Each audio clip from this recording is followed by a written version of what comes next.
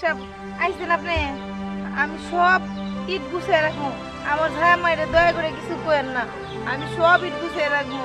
আপনি যদি আমার জামাইয়ের কাছে যায় কোন আমি কাম চুরি করি, তাহলে আমার জামাই আমার অনেক মারবো। দয়া করে আমার জামাইয়ের কাছে কিছু করেন না। তুই একজন অন্ধ মানুষ, তুই ইট টানা কামলা দেশ কেমনে? তুই কাম করস কেমনে? ভাই, ভাই তুমি ভাইজান, ভাইজান, ভাইজান তুমি আইছো ভাইজান।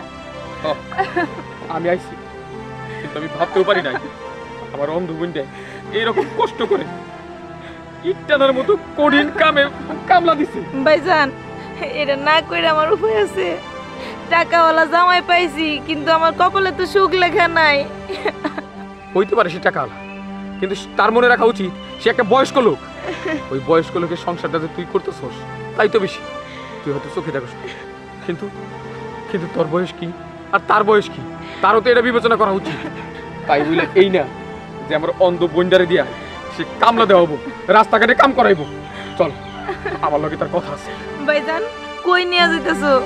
ওই জানোয়ারটার কাছে যায় কোনো লাভ নাই। ওই জানোয়ারটা নিজের স্বার্থ ছাড়া কিছু বোঝে না। ও, আমি জানি ওই লোকটা একটা স্বার্থপর, কিন্তু আমি আমার স্বার্থ দেখুন। আমার স্বার্থ হইল আমার বোনটা সুখী থাকে। সে যদি আমার স্বার্থ না দেখে, আমি কেন তার স্বার্থ দেখতে যাবো?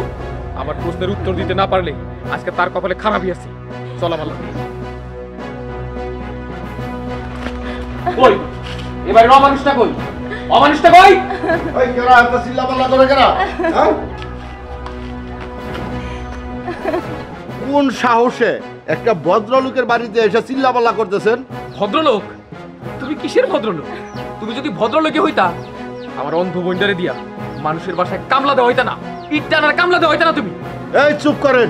আমার বউরে যে আমি কামলা দেওয়ামো না মজুরি খাটাবো সেটা আমার ব্যক্তিগত ব্যাপার। আপনার মতো চামচার কাছে তো আমি কৈফিয়ত দিব না।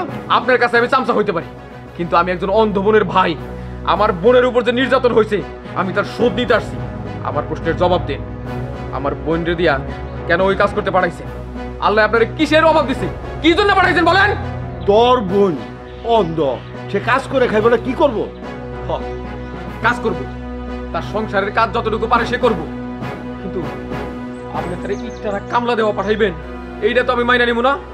আফসোস লাগে, আমার নিজের ভুলের কারণে আমার নিজের আফসোস লাগে। তোমার মতো একটা জ্ঞানহীন বয়স্ক লোকের কাছে আমি আমার বোনকে বিয়ে দিছি।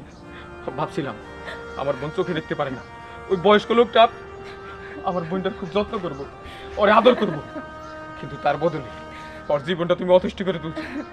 কিন্তু আর না, একবার যে ভুল করছি দ্বিতীয়বার ওই ভুল করবো না। আর একটা মুহূর্ত আমি আমার বোনকে এই বাড়িতে রাখবো। নিয়ে যাও, নিয়ে যাইয়া ঘরে খুঁটি বানিয়া, তা নাহলে ওই রাস্তায় ভিক্ষা করাইব। তখন দেখা যাইব তোমার এই অন্ধ কানা বোন কতটা সুখে থাকে, বুঝো নাই?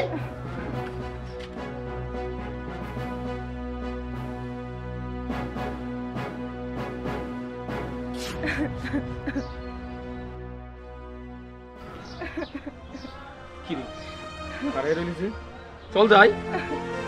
ভাই আমি আমার স্বামীর সংসার রেখে কই যাবো? আমি কোনো জায়গায় যাবো না ভাই। যত কষ্ট হোক আমার স্বামীর সংসার ছাড়বো না আমি। স্বামীর সংসার? কোনটারে তুই স্বামীর সংসার করস? এটা তোর স্বামীর সংসার না, এটা জেলখানা। জেলখানা কইলু কমাইব, এটা তোর জন্য জাহান্নাম। ভাইজান আমার এটা জাহান্নাম থাক, আমার কপালে যদি জাহান্নাম লেখা থাকে, সেই জাহান্নাম তুমি আমার কপাল থেকে কেমনে মুছবা? আমারে আমার মতো থাকতে দাও ভাইজান, তুমি তুমি যাও গা, যাও ভাইজান তুমি।